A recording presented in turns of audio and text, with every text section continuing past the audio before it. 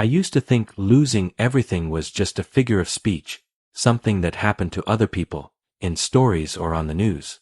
But then, one cold November morning, I woke up in an empty apartment, the echo of my wife's goodbye still ringing in my ears. She'd taken the furniture, the photos, even the dog. All that was left was a pile of unpaid bills and a silence so heavy it pressed against my chest. I stared at the ceiling, numb, wondering how I'd become so easy to leave behind. Was I really that forgettable? That unworthy of love? I replayed every argument, every moment I'd missed the signs, searching for answers that never came. I thought I'd hit the bottom, that there was nothing left to lose. But just when I thought I'd lost it all, a stranger appeared with a secret that would change my life forever. Looking back, the signs were there, scattered like breadcrumbs I refused to follow.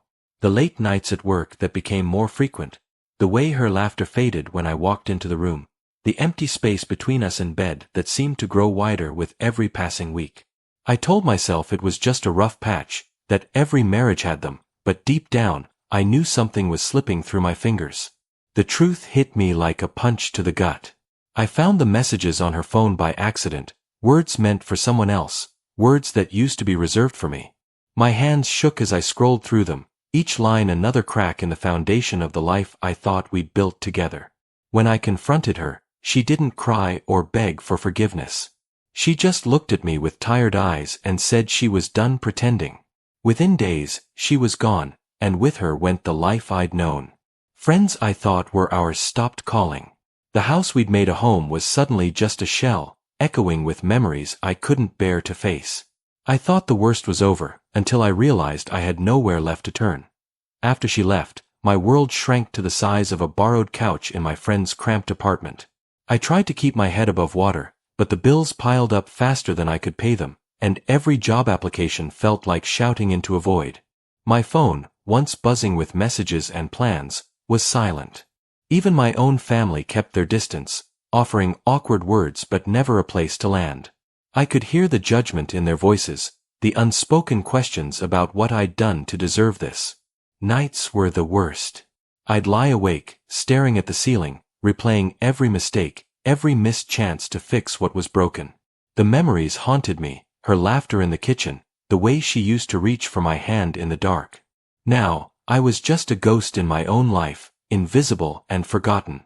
Some days, I wondered if it would be easier to just disappear, to let the world move on without me. I was at my lowest, convinced I'd been erased from everyone's story. That's when a stranger knocked on my door, holding an envelope with my name on it. I opened the door expecting another bill collector, or maybe my friend's neighbor complaining about the noise. Instead, a man in a crisp suit stood there, briefcase in hand, his expression unreadable. He introduced himself as Mr. Callahan, a lawyer, and asked if he could come in. I almost laughed. What business could a lawyer possibly have with me? But something in his voice, calm and steady, made me step aside. He sat across from me, opened his briefcase, and slid a thick envelope across the coffee table. I represent the estate of Margaret Ellison, he said. The name meant nothing to me. I told him he must have the wrong person, but he shook his head. You are Daniel Ellison, correct?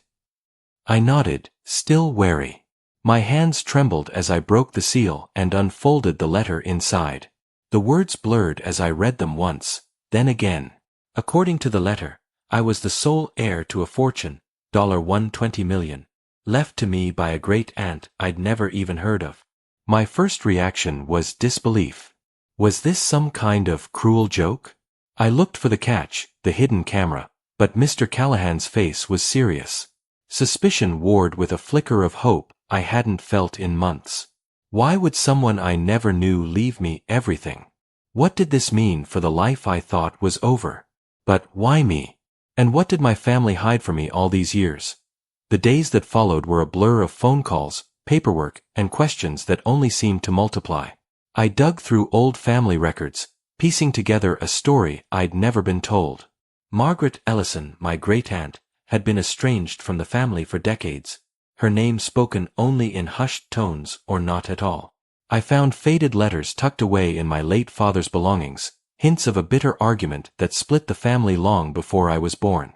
She'd watched my life from a distance, sending birthday cards I never received, quietly tracking my milestones while I grew up believing I was alone. The more I learned, the more I realized the betrayal I'd felt from my wife was only part of the story.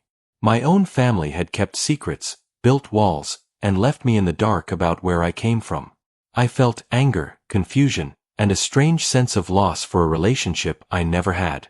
Was this inheritance a gift, or a burden? Could I accept this legacy, or would the past always haunt me? I called a family meeting, my voice shaking as I demanded the truth. Faces I'd known my whole life suddenly seemed like strangers, their eyes darting away as old wounds resurfaced. My mother finally spoke, her words heavy with regret. She'd cut Margaret out to protect me from the pain of their feud, never realizing she was creating a different kind of emptiness. The anger and sadness in the room were suffocating, but beneath it all, I felt something else, resilience. Now, with the truth laid bare, I stood at a crossroads. Was I ready to forgive, or would I let the past define me? In the end, I chose to let go of the bitterness that had weighed me down for so long. I accepted the inheritance, not as a reward, but as a chance to start over, not just for myself, but for others who felt forgotten.